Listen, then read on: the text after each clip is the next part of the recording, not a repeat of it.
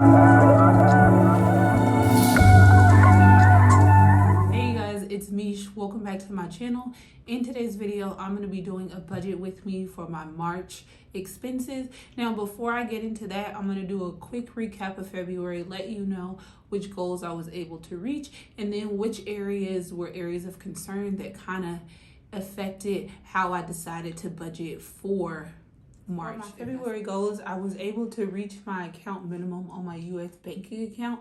However, I never got around to opening up a Roth IRA, nor did I reduce my credit card debt by half. Some of the areas of concern for me were my personal expenses and then my miss category. Miscellaneous purchases that I had in the first half of the month, I didn't end up buying any more things that fell under the miss category. However, that was something that I did not budget. So that's something that I need to be mindful of. Like, where are these purchases coming from? What's going on? What's making you want to go out and spend this money that you didn't account for?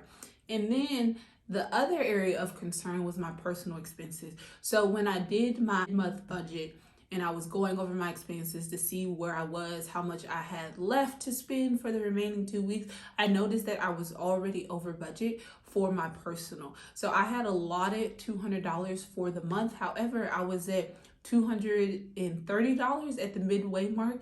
And as a total, I ended up spending $542. So I was $342 over budget. Major red flag, major problem. Like, I need help.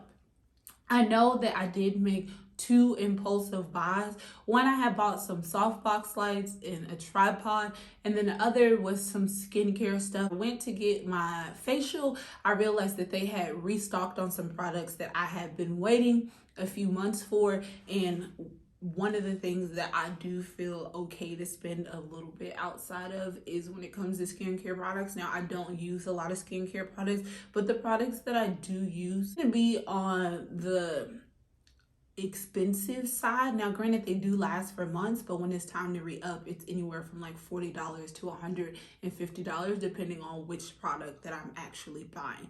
So that is something that I'm just like, come on now. You just can't do what you want. And I feel that that's a problem. I feel that that's something that I currently struggle with. Is not the fact that I'm spending money that I don't have. It's the fact that I'm spending money that I did not budget for. So it doesn't matter that I still have money in my bank account to cover those expenses. Is the fact that I feel comfortable to go ahead and make that purchase, knowing that I know that I did not put that in my budget. However, I'm just, instant gratification. I want the product now. I don't want to wait. And that's something that I still continue to work on. But I'm getting it together. When I come back here next month, I'm going to have a lot of positive things to say, and we're just going to keep it pushing.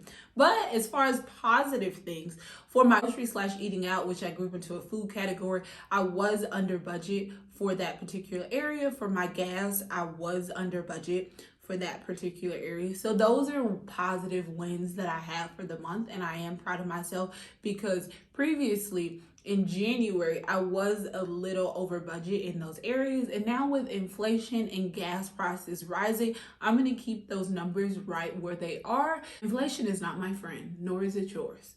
But yeah, it's real. So I'm starting to see like things that normally might have cost me like $160 is now cost me like $185. It's gradually getting up there, and that's stuff that you guys need to be mindful of in your budgets too. I would say if you're just starting out, to just increase that number probably by $25 to $50 if it's something like groceries, if it's something like gas, just to account for inflation as it is right now.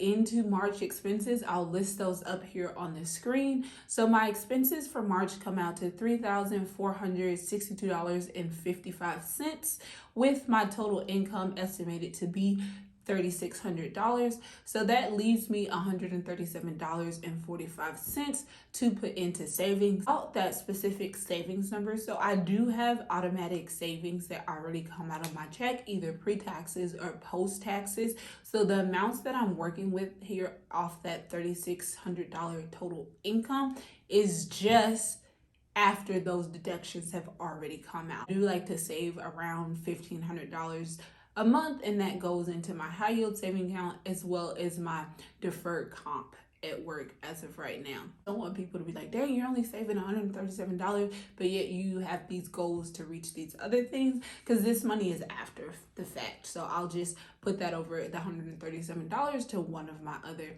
6 accounts. So as far as expenses this month, the only new expense that I have is my insurance. I do pay my insurance every 6 months, and I've been doing that for about a year and a half now, and I have seen a $400 reduction since switching over to that method. I said the next time that I go around, I am just gonna do a full year policy. Estimated, if I just pay for the whole entire year up front, it should be somewhere around $1,100, give or take $100. When September rolls around, I'll be prepared to pay for my whole entire insurance for the year. Everything else on the expense list is the same, give or take, a few dollars with utility bills. I did increase my personal expense from $200 to $250, and that was just based off of how I spent money in February. On to my goals for March. I only have 2 financial goals. 1, to open up the Roth IRA, and then 2, I just want to reduce my credit card debt to $1,500. So as far as the Roth IRA, I was looking at Ally, Vanguard, and US Bank. I never came to a final decision, so this month I will make it an extreme priority for me to actually set up that Roth IRA, because in this point, time is money.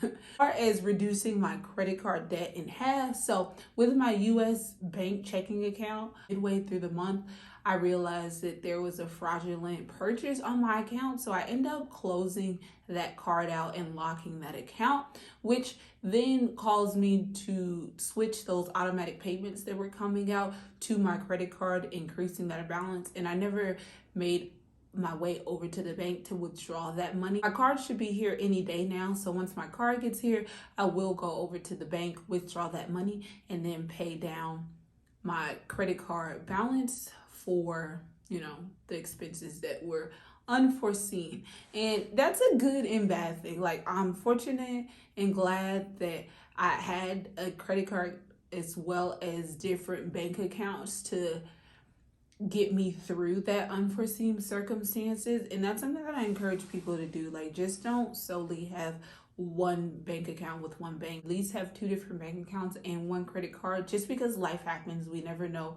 what's really going to happen. And once I heard this statement that most people have some type of unforeseen circumstance or event occur every 3 to 4 months in their life. And just thinking back, like, I feel that every 3 to 4 months something comes up that wasn't supposed to happen. Like, the last 3 to 4 months, my alternator in my car ended up going out, and it cost $650, including the repairs and the labor. So, and before that, like, I can't think, but I'm sure something else came up. Probably in regards to the house, some additional expenses that I hadn't really accounted for. As a result of there being some fraudulent activity on my account that caused my credit cards to go up. So I need to pay off the money that I spent and then make additional payments this month. So my debt right now is at $36,866.49. So that incorporates my braces, my credit cards, and then I have $32,000 in student loans. I mean, that does kind of dishearten me because my debt did go up about $700 from last month. I just want to encourage you to stick to this debt-free journey, financial freedom, looking over your finances, staying focused. There's ups and downs that are unforeseen, but you have to keep pushing through that and being persistent. And then eventually I feel that you'll look up one day and you'll be like, wow, like, I've really come a long ways from when I first started budgeting to where I'm at now. And your finances, your bank account, thank you. Like, it'll be like, oh, your girl, has these tendencies and habits under control, so therefore I'm able to do a little bit more of this on the other side, versus when it's flipped around, when you're making impulse purchases, which I did, which is, part of the reason why I was over a little bit. So just get those under control. And every month is not going to be perfect. As long as you understand that, as long as you're continually trying to do your best when it comes to your finances, it will eventually start to click. You have to tailor some of those negative traits that you have when it comes to managing your finances. In the comments below, you guys, be sure to let me know which part about your debt-free journey are you struggling the most with. So with that being said, take time to enjoy your own journey, and I'll catch you guys in the comments until the next video.